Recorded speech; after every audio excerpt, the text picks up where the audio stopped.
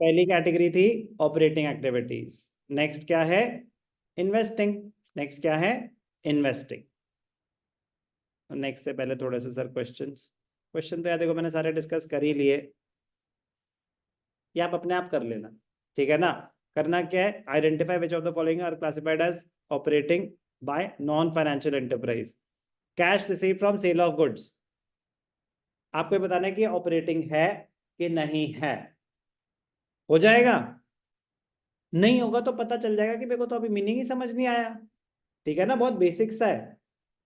Cash receive from sale of goods operating है, cash paid for purchases operating है, payment for salaries operating है, payment for interest on loan no. हमें क्या पता financial activity क्या होती है? अभी तो उन्होंने बस हमें बताया कि ऑपरेटिंग एक्टिविटी क्या होती है, और वो आपसे पूछ रहा है कि ऑपरेटिंग एक्टिविटी है कि नहीं है। तो आपको बस ये बताना है कि ऑपरेटिंग एक्टिविटी है या नहीं है। तो नो मतलब it is not an operating activity.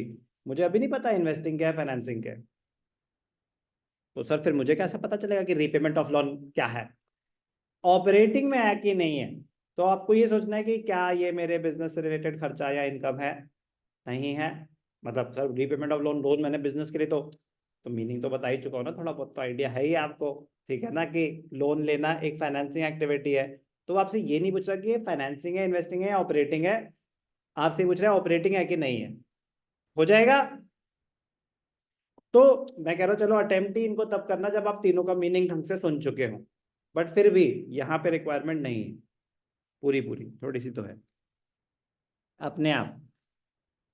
DIY नहीं समझ आएगा, डाउट पूछेंगे। समझ आ रहा है क्या हो रहा है? थोड़ा थोड़ा पूरा फाइनेंशियल कंपनी के हिसाब से DIY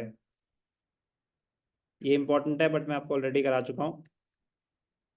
DIY state a transaction that is classified और shown as operating activity by both ठीक है ना, आपने दिया था आंसर, ठीक है। तो ये क्या है? ऑपरेटिंग एक्टिविटीज के मीनिंग और कुछ एग्जाम्पल्स।